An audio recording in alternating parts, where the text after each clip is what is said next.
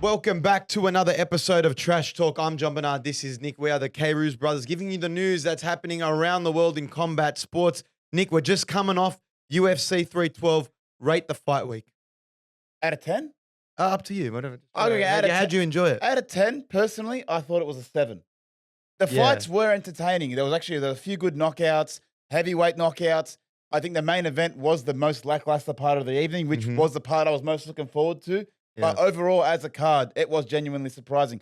The thing is with Australian cards, you've got no-named, unranked fighters that are on the main card. I mean, personally, I do like a lot of these Aussies, but for the overall casual MMA fans, overseas MMA fans, it's hard to get behind these fights. And that's where I think the card lacked, but they actually delivered. They put on some good fights. The fight week was very entertaining. I mean, I think all of Australia got into it with Sean Strickland going absolutely nuts on the Australian media. But also, people were anticipating it. Us in Sydney, we don't get events like this. Melbourne get everything. They get the Oz Open, the Grand Prix, they're getting the NBA, they're getting the NFL. We don't get much. So we still sold out Kudos Bank Arena. It was a record gate in Sydney. And I know it wasn't the best card. The fights were entertaining. And I think, look, us Sydney siders will pay to go see anything at this point. At this point, yeah, definitely. I mean, but in our defense, like you said, we don't get anything. Exactly. And you know what? I'm changing it to a 5 out of 10. Okay. Because the main event was very disappointing. And it's what we were most looking forward to. And that was all that this card had. Yeah. Like Sean Strickland to the death, maybe just to the decision. That was all it was. Let's go into the biggest winners and losers of UFC 312 in Sydney, starting with the Australian media as the biggest losers of the event. They were copping it left, right, and center from Sean Strickland. I mean, we brought it up to Sean Strickland at the press conference, and he went absolutely nuts at them, saying we're in a communist country, and just going at how really sad the media is that they would just get offended at absolutely anything nowadays.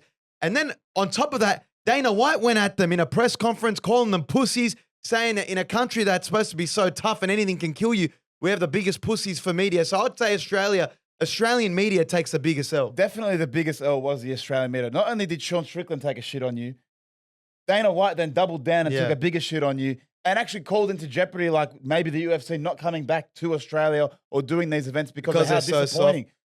Don't be such, in his words, pussies. Don't be such big pussies and then ruin events like this. Sean Strickland is going in there to kill another man, essentially. So, he can say whatever he wants, and if we're lucky enough to bring out someone of his caliber as a UFC fighter, the media's got to do a better job of just putting up with it. Definitely a bit too soft. Biggest W, I would say, is Alexandre Topuria, the Topuria brothers, getting a win on debut. He was like a carbon copy of Ilya Topuria in there. He's going to be a lot of trouble in the bantamweight division. He's a great athlete. Sure, German suplex in there at one point. Colby Thickness was a formidable opponent. He did very well on debut as well. But I would say Alexandre Topuria winning on debut is a win. For me, my biggest loser, Anshu Jabil and Indian MMA as a whole. He just set back Indian MMA by about 10 years. Getting knocked out that quickly. Yes, I may have thought it was an early stoppage, but it was quite embarrassing, and I just shot down all hopes of Indian MMA for the future. Yeah, I mean, UFC want to capitalize on this Indian market. Hey, they got about 1.8 billion people. They finally get a guy on the early prelims. He opens it up, and he gets knocked out within the first 30 seconds. Look, it was an early stoppage. I don't think he was out cold, but he grabbed the leg. He looked like he was wrestling. He was complaining after the fact. I don't think it's the last we've seen him. He'll get another opportunity, but it's tough to be an Indian in the UFC. If you look at the WWE, they had Jinder Mahal, the great Khali. Everyone's trying to have an athlete to try and cut through this Indian market. Billions of people. And Shul, this was your opportunity and you blew it. I'm sorry, you've set it back so far. But my biggest winner was Zhang Weili. Yeah, she was great. Now, usually I'm not the biggest fan of female MMA, but she did put on a great fight, defending all these takedowns, actually showing why she's probably the best strawweight champion of all time. And I'd say now pound for pound #1 in my books. Oh, come on, mate. Not females. Female pound for pound. Yeah, she was great during fight week. She loved being in Australia. She kept going with the Aussie chant. She'll probably be buying property here in Australia soon. No, but she was excellent. She had a great showing and was probably one of the most entertaining fights on the card. So Zhang Weili, one of the biggest winners of UFC 312. And lastly, the biggest winner of UFC 312 is Dricus du Plessis. The guy is, I think, cemented himself as the best middleweight going right now. He's beaten the likes of Pereira and Adesanya, Sean Strickland twice now. You can say he's improved his game. He added elbows in there, those spinning elbows. His wrestling is second to none. He took down Sean Strickland in there. It was a unanimous victory. Well, if you look at before Dricus was supposed to versus Adesanya the first time, who were the top contenders in the middleweight division? Robert Whittaker, Adesanya, Sean Strickland. Dricus has just ran through all three of them now, and he's cemented himself as the best middleweight in the world.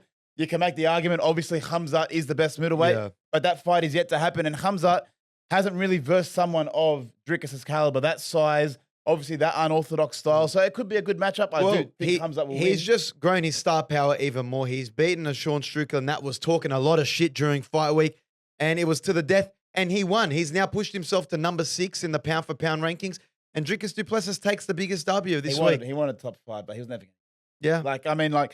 Merab, Ilya, John Jones, Islam, it's very hard to get past them. Unless Muhammad is also ahead of him. I think you got to get a knockout victory to be able to push into that top 5. You got to win convincingly. Like Ilya Taporia, the reason he's so high, even though he's had less defenses, he knocked out Volk and Max Holloway. Like he's doing stuff people have never done before. Well, let's look at the UFC 312 salaries that were released. Now, before we get into the salaries, there were a lot of people that were earning maybe $20,000, $24,000 for a main event card. Being on the not being on the main event card, they're earning $20,000, $24,000. Well, just from the report I just saw before we get into the main, big earners of the week, Taliesin Texera earned $24,000 for the weekend. Yeah, which is after tax maybe $12,000 here in Australia, from what I've heard. And Justin Taffer was $64,000. Yeah, some of them aren't even making it into the tax-free threshold. That was the third last fight of the night. So you're looking at usually what would be considered pretty big superstars, maybe higher pay. He wasn't really getting paid much. Starting with Jake Matthews, who got the win at UFC 312, $221,000. Not bad for going the distance. Well, when you're a veteran of the MMA, I think you start to earn a lot more money. He just signed a new contract, so I've heard. And that's where I think, once you've reached a certain tenure in a sport, they start to respect you and pay you more. Tatiana Suarez, who was going in as favorite because of her wrestling ability, earned $330,000, which I think is pretty respectable. Well, for a female's fight, and obviously it's a championship fight, so you do get that bump up. Co-main event bump up for sure. Co-main event, I think that's a pretty fair amount for her. Zhang Weili getting $2.5 million. Now, that is unbelievable. For a strawweight female MMA, she was in the co-main event, $2.5 million. Crazy amount of money. And like I said, she'll probably be buying property here in Australia with it. But that's straight one property down there, always in Sydney. That's it. You can afford it outright. To put it into perspective, Sean Strickland earned $1 million in being in the main event. So Zhang Weili earned more than Sean Strickland on this card. Well, that's where you got to put, I think, not that it's like tennis, but Zhang Weili is a female champion, co-main event. She's the defending champion, so you always probably get a bit more percentage of the pay-per-view, whatever it is. So that's where she probably earns a bit more. Plus, I will say her fight was probably a little bit more entertaining, and that maybe played a factor. But also, there's promotional deals that happen outside of Australia that I'm sure Strickland is making a lot more money outside of. I mean, it's probably a late inclusion, Strickland, to the card, so they probably just had to keep some number as low as it could. And then you're right, promotional activities after. Dricus du Plessis taking the most amount of money on the card with $3.3 million. Now, I was very surprised by this because, yes, he's the main event. Yes, he's the champion. But to earn that much more than Sean Strickland, it's like that's a big sell. Well, as the unanimous winner, he was definitely the better man on the night. But again, I feel like he's the champion on a main event card in Australia, on a card really that no one wants to come to because it's very hard to earn money here in Australia. $3.3 million is very respectable. The South Africans making bank. Well, I mean, he's earning more than a lot of other fighters. I remember when we did the Abu Dhabi card, he was earning more than Khamzat. Or more than Khamzat, more than Ilya, more than Max Holloway. So, he's earning pretty good money. And, yes, he's still a rising star. He's just burst onto the scene as a champion. But he's getting main event heavy money like a top superstar. So, I mean, good on you, Dricus. You've earned it. Yeah, some surprising figures out of Australia. Let's hope we see more big names come over here. We need to have a chat with the government and say, listen, just let the fighters, let them have some tax-free money so we can see the big fights here. It's what people want to see. There was 12,000 plus people at Kudos Bank Arena. The gate did $7 million. I mean, it's an Australian gate record. They don't have to bring out anybody if they're already breaking records. Yeah. Why they're not going to imagine we had JDM versus Kamaru Usman on there. You know what I mean? What would the gate be? They could have charged whatever they want. And we for spoke tickets. to JDM. He said he wanted to do it. He was open to it. Yeah. So Australian government, you're disappointing us. You're making us have shit cards. Yeah. Okay. Let's get into where to next for Sean Strickland. What fights would you make next for Sean Strickland? Coming off a loss like this, I don't anticipate he'll be fighting for a title anytime soon. It's almost to the back of the line in the middleweight division. Who does he fight next? There's only two realistic opponents for him if he does have aspirations of going back for a title. That's Israel Adesanya or Robert Whittaker. For me personally, I would prefer Robert Whittaker because both of them are coming off losses. Both of them were in the championship discussion they needed a win to either go for the championship or just win the championship. So if either of them beat each other, and there's a bit of bad blood there as well, so you can actually build a good fight, something where they got a bit of hate towards each other. They've said some terrible things about each other, but that's the only fight that makes sense for Sean Strickland, because there's no point of him fighting an up-and-comer, young up-and-comer, ruining their rise. I feel like someone like Imavov, he just probably needs one more win to go for a title, or he could just hold out for a title shot as well. So it's really just Adesanya or Whittaker. DDP in the press conference did say he wanted to see a title eliminator fight between Kaya Barilio and Imavov, which makes a lot of sense. That leaves Sean Strickland. I think it makes the most sense with Robert Whittaker. I mean, Sean Strickland in the lead-up in Fight Week said, I shit on Whittaker. I'm a better fighter than Whittaker. There's already a bit of tension between there. I know Rob Whittaker doesn't like him. He doesn't like his fighting style either. And it could be a great bounce back for Robert Whittaker, who's coming off a pretty significant loss, a very easy loss to Khamzat Chimaev, who might still want to have that crack at middleweight, championship glory again. So, well, even DDP says, like, Robert Whittaker probably still has one more title run in him. And that's like, for the champion to give him that kind of respect, he obviously sees the talent and sees the drive and hunger that he still has. And to go past an opponent like Strickland would definitely put him in that trajectory for sure.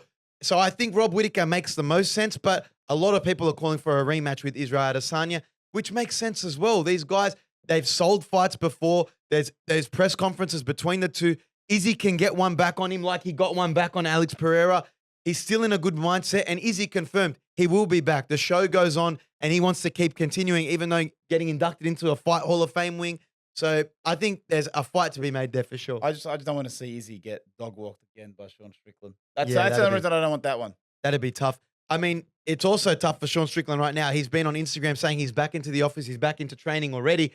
But his coach just went on Ariel Helwani's show and said he was very disappointed in Sean Strickland. It was not what they had planned for. He looked like he was going out there sleepwalking and was an uninspired performance. Basically what he said on Ariel's show. And he said that he wants to coach champions, essentially insinuating that, going forward, he might have to reevaluate if he wants to coach Sean Strickland. That's like top 5 shittest coaches of all time. If you can't come out after a fight and not back your fighter.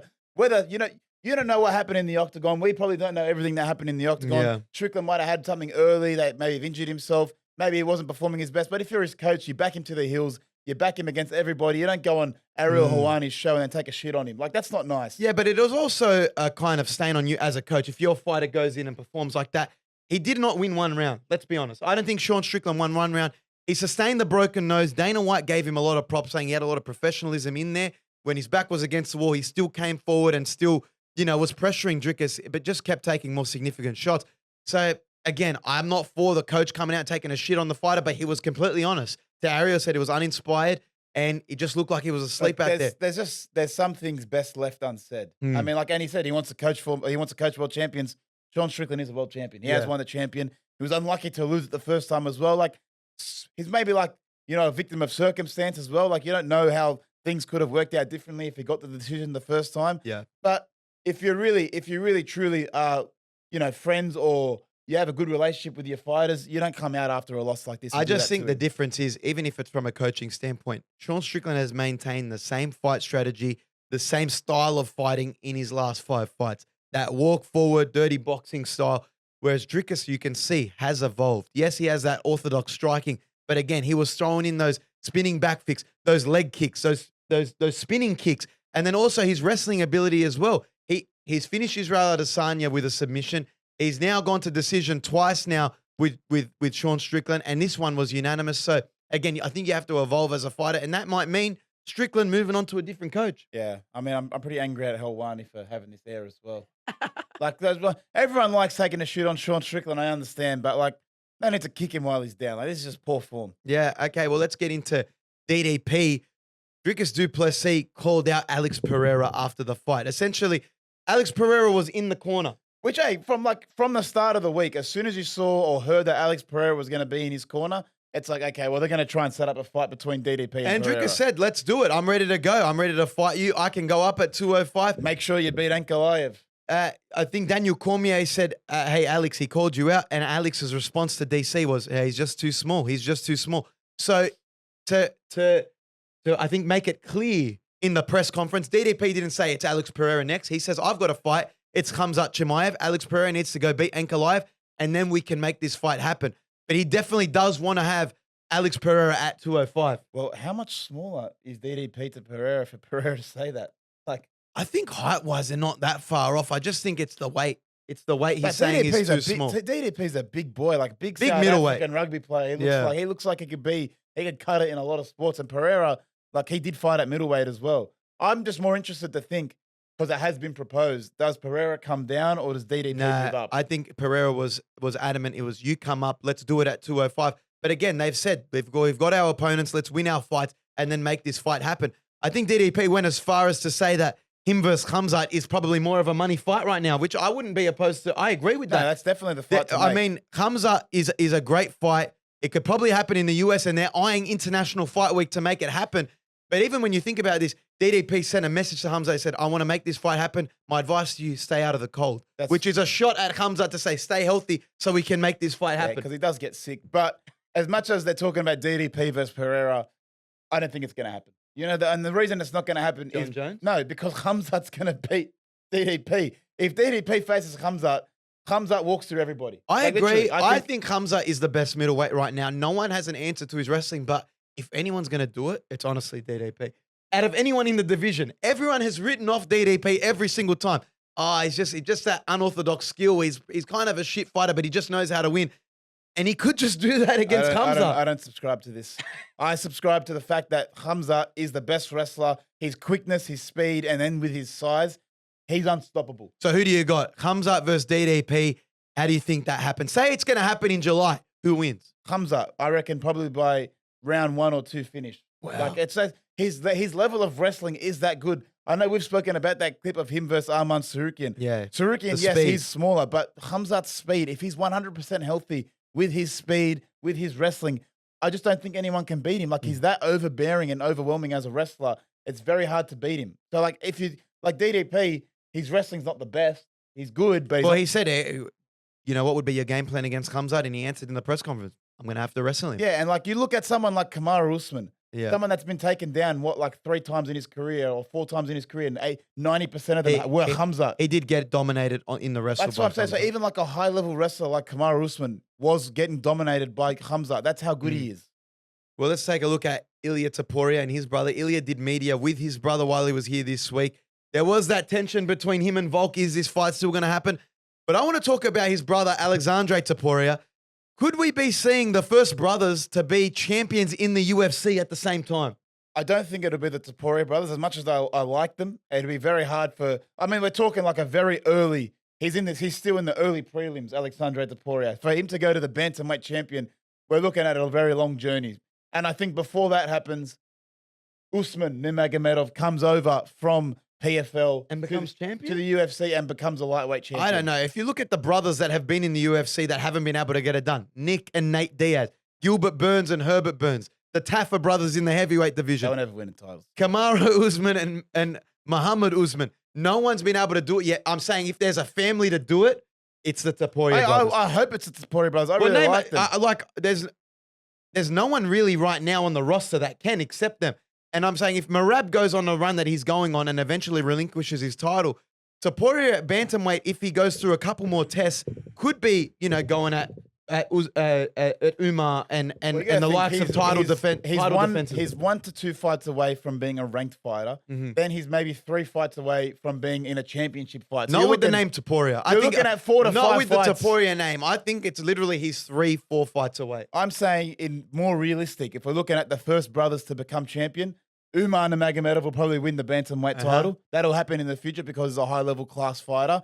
And Usman will come over from the PFL once Islam leaves the lightweight division. Yeah. And Islam has said it many times, he's looking to leave. He wants to go up. As soon as he becomes double champ, he'll probably stay. Well, I think Ilia could still be champion in the meantime. So it's really up to Alexandre Yeah. and how far he wants to take it because I think Ilia owns the featherweight division. He's going to be a champion in that division for as long as he wants to be. Unless he goes up. Unless as he well. just relinquishes and goes up. And everyone's talking about him versus Islam right now. And that is a very big possibility. So I guess we'll see. But if there's brothers that can do it, I think it's Ilia and Alexandre could be the very first to do it. I mean, I hope they do. I like them. Like Alexandre Topuria on the weekend did put in a great performance. Looked a lot like his brother, had a similar stance. Yes, he didn't get the knockout victory that everyone wanted, the same way Ilia's been doing it his last couple fights.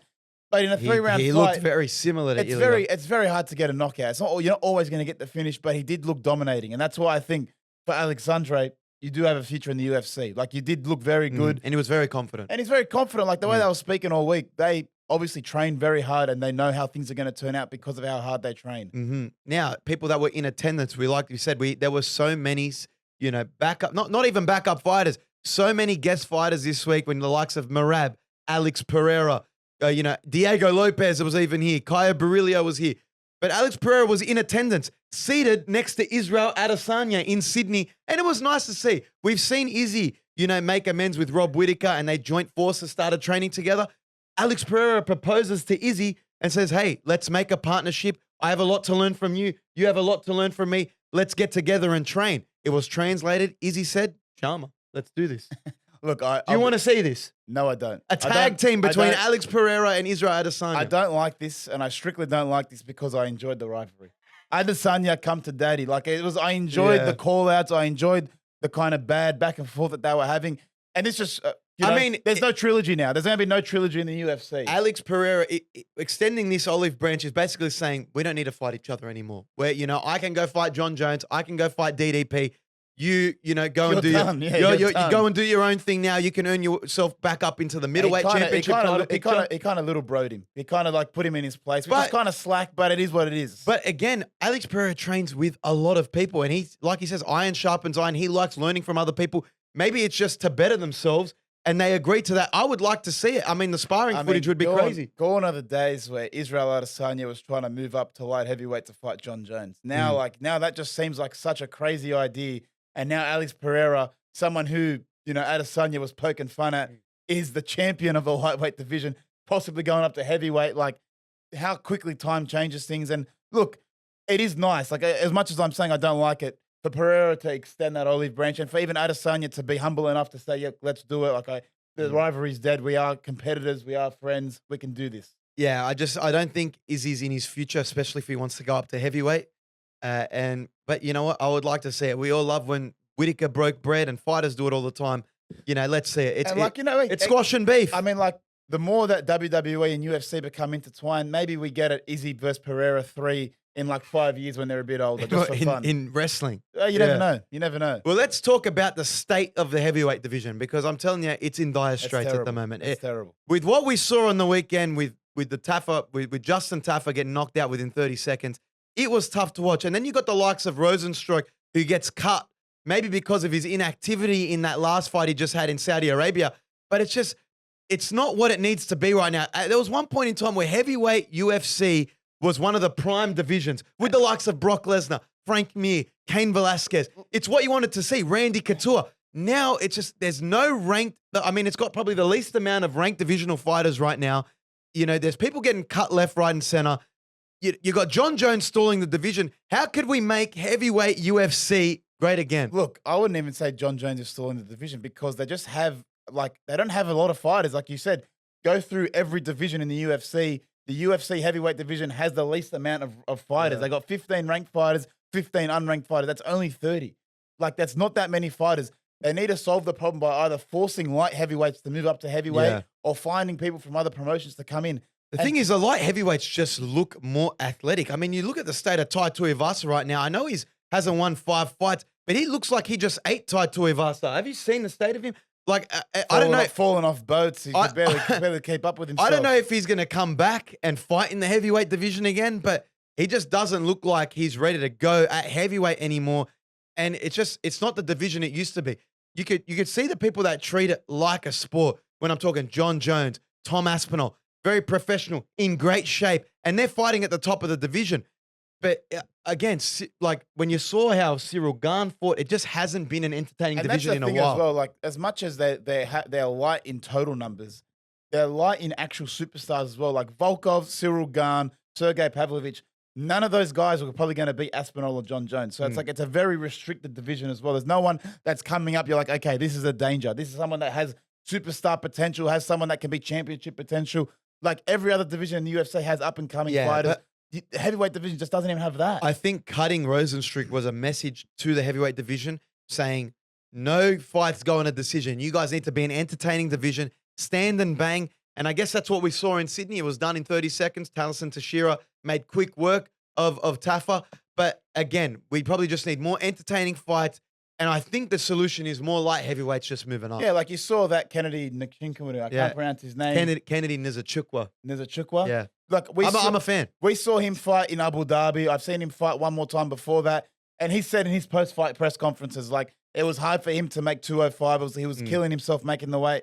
And now he feels comfortable at heavyweight. So if we can get more fighters, preferably the ones that are struggling with the weight cut, to move up to heavyweight, I feel like we're going to get more, versatile, more skilled fighters in the heavyweight division and more total fighters, which is what they need. Yeah, I agree. Now, talking off the back of UFC Sydney, there's a new curse unlocked, and it's Jack Jenkins fighting in Sydney. Jack Jenkins is undefeated unless he fights in Sydney. And the thing is, it's always happened via a freak injury. The last time he fought in Sydney, breaks his elbow. Again, kind of freak accident. He didn't want to be caught in that position. This time, it just came out. The poor bloke had to go to hospital.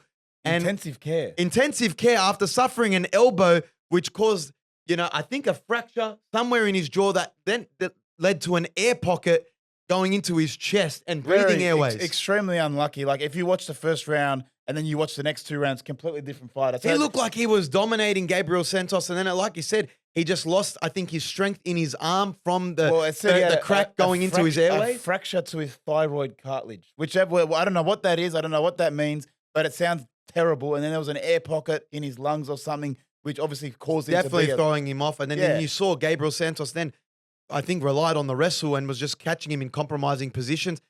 And that led to the tap. So it wasn't himself. I think, look, it's an excuse for Jack to get back on the horse, come back from injury. Always, these Sydney cards are just a little bit of a setback for him. But we want to see Far Jack back in the octagon and healthy. It's just very unlucky. Next time there's a fight in Sydney, Jack, you know what? Not for me. Leave me for Perth. Leave me for Perth. Mate, I'll jump on UFC Canada, but just don't let me fight in Sydney. Yeah, it's enough Sydney. And that's just because I want you to win. Yeah, again, I don't want you to have these freak injuries. They're like, this is pretty bad luck. Yeah, again, we want to see Far Jack. He looked very sharp in that first round. And, I just think it was unlucky. I think his striking was going to get the better of him. We backed him as an underdog. He was about $2.30, $2.80. And I thought he had it in the first round as well. That was pretty rough. Yeah, but this is very much like the Derek Lewis curse of always losing in his hometown. You know what I mean? And not that Sydney is Jack Jenkins' hometown, but he can't seem to get the win in Sydney. Which is unlucky. But, hey, Perth, I think, is having a card this year. Jack, get on that card. You're going to win. Well, KSI has pretty much locked in his next fight with Dillon Dannis on the Misfit Boxing Promotions. Not that it's something that everyone's asking for. Dillon Dannis has been MIA since he fought Logan Paul. He just signed to the GFL. He's going to have this fight beforehand. But they asked KSI, how'd you land on Dillon Dannis? Does anyone really want to see this? He goes, listen, I went to the boxers of the UFC. I went to Nate Diaz, didn't want the smoke. I went to George Masvidal. They couldn't make it happen because he just signed the UFC contract and will probably be fighting in Miami. So Dillon Dannis' team said, hey, we're willing to do it, and they locked it in. Will people tune in? Yes, because it's KSI, and we're going to see it online. But again, what do you make of this card? I think Dillon Dannis, as much as people hate him, he's entertaining. He's very entertaining. What he did to Logan Paul, I found very entertaining. I don't think Logan enjoyed it very much. But I just feel like it's been there and done that with someone like this. Like, get an actual opponent. Like, I know you've versed Tommy Fury. I know you've versed some other boxers or whatever it is. But when you're versing former UFC fighters, and someone actually is not even a UFC fighter, just a BJJ specialist in Dillon Dannis, it's not going to be a good fight. Like, he's not a boxer.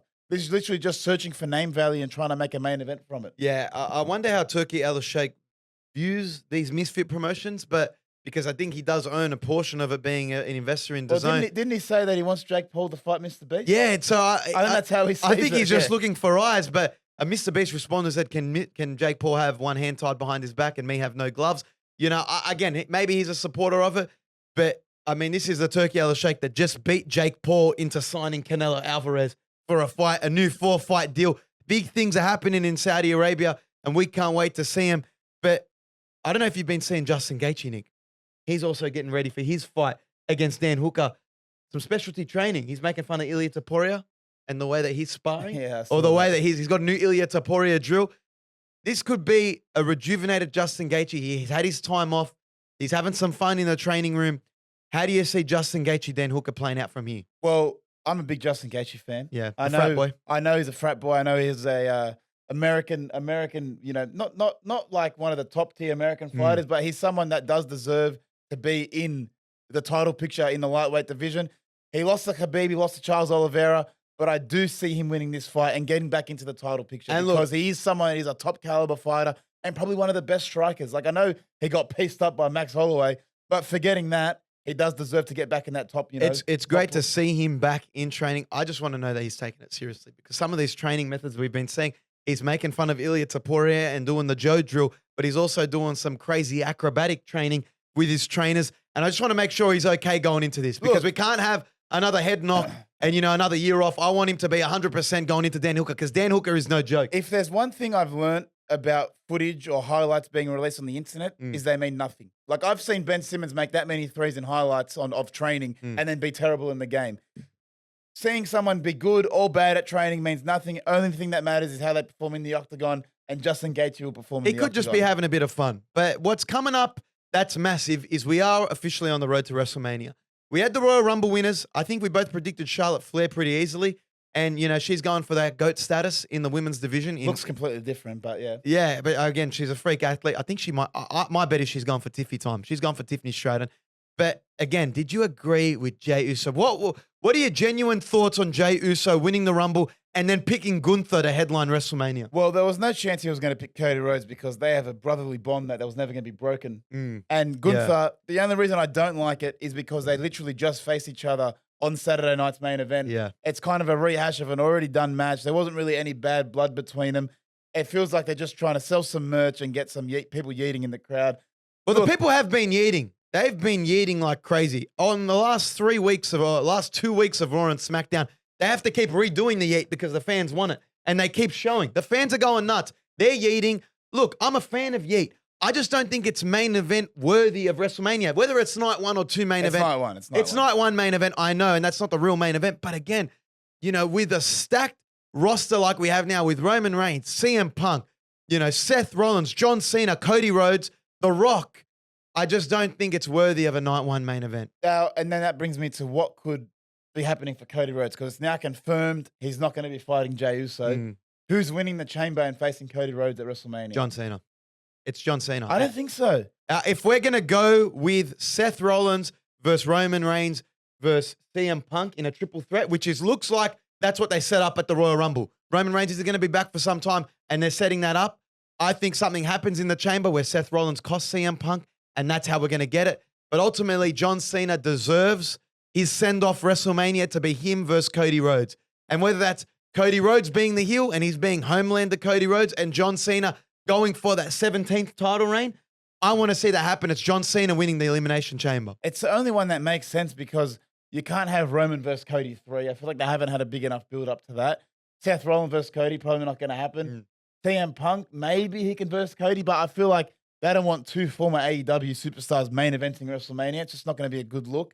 Yeah. Logan Paul, he's not going to main event WrestleMania. Logan Paul's there for celebrity rally, and he's a freak athlete. But so literally, it's only John Cena. John Cena, Drew McIntyre. I feel like they're kind of pushing him down the rankings as well. So John Cena's the only person that makes sense. It's John Cena or CM Punk at this point, and that's a storyline going in. I just think what they set up at the Royal Rumble between CM Punk, Roman Reigns, and Seth Rollins. It's John Cena main eventing his last WrestleMania. Does that not make sense? It makes a lot of sense. He deserves it. He's already forced his way into the Elimination Chamber. I'm pretty sure he can force his way to the main event as well. And let's give our respect to Logan Paul. A lot of people can talk shit about Logan Paul. He's a YouTuber and, he's whatever he does for clicks. But this guy is a legit athlete. He's been putting on great matches. He always steps up to the plate in WWE. Look what he just did with Rey Mysterio. He just qualified for the Elimination Chamber. Right? He put on a great match. He's up and down. He's pressing him up and down. He's doing backflips off the top rope. His moveset is unbelievable. He's got this in the quickest amount of time a celebrity is. Put some respect on his name. He's the best celebrity wrestler WWE's ever seen. Yeah. In terms of pure talent and actual heat. He actually gets the crowd to hate him. And any heat, I find, is something that you're doing well. He's got what he's supposed to do in WWE in a very quick amount of time. And then all these people, he's stealing movesets from this guy in AEW. Yeah, but you know what's different? People are actually seeing the moves. And he's doing them well. He's doing them like an athlete. And I'm entertained by him. Whether you love him or hate him, I love hating him in WWE. That means he's doing his job well. He's one of the best WWE superstars going right now. He gets more heat than sometimes Seth Rollins, more heat than Gunther. And this guy, he's got a social profile. He's bringing great eyes to the sport. So again, Put some respect on Logan Paul's name. Before we wrap it up, I just do want to put out there, I wasn't happy that he was in the last 3 of the Rumble, and I'm not happy he's in the Elimination Chamber either. But you got to respect it. That shows the faith in WWE to have him as a final 3 in the Royal Rumble. And he's gone up against Roman Reigns. He's gone up against Seth Rollins. He's put great matches on. You've seen this backflip spot that he did against LA Knight at SummerSlam. The guy is an absolute freak. He wants to go out there and entertain, whether it's jumping onto a table or doing the slingshot clothesline. He always does it well. He's brought speed into the WWE. He's opened the doors for creators into WWE, and he's putting creators on the map. Respect to Logan Paul. Obviously, you saw the backflip edit that he did when he was wrestling LA Knight, but did you see the one they tried to do this time when he was trying to jump onto the outside of the table? Yeah. I thought they tried to make it a lot bigger than what it was. Like, it was a pretty small jump. No, I mean, you got to execute it. You only get one shot. Yeah, I know, but like... You only get one shot to not fall down. You know what I thought was more impressive than the jump to the announce table was the jump onto the barricade to jump back in. Like, that's a much harder small margin for error. The other one, like the one jumping onto the announce table, it was a small jump. Like the one in training, looked a lot harder. They had the thing like much further back. I'm thinking, this is easy. I could have done this. Yeah, well, again, he's always proven himself to do stunts in the WWE. No celebrities want to do. And I think it's ultimately either working towards a very serious matchup at WrestleMania, could be against AJ Styles, I don't know who it could be, or an eventual him versus Bad Bunny. Celebrity versus celebrity. Who is the better celebrity wrestler? I'm done with Bad Bunny. I don't want to see him. No, you don't want to see him anymore? No, I think the WWE, judging by the pop that he got last time, the WWE Universe wants to see him. But again, Nick, thank you guys for tuning in. That is all for Trash Talk this week. Make sure you like and subscribe to at Jon-Bernard K on Instagram and TikTok for our clips, and at K Roos Bros on YouTube. That is all for today. Back to you in the studio, Ryan.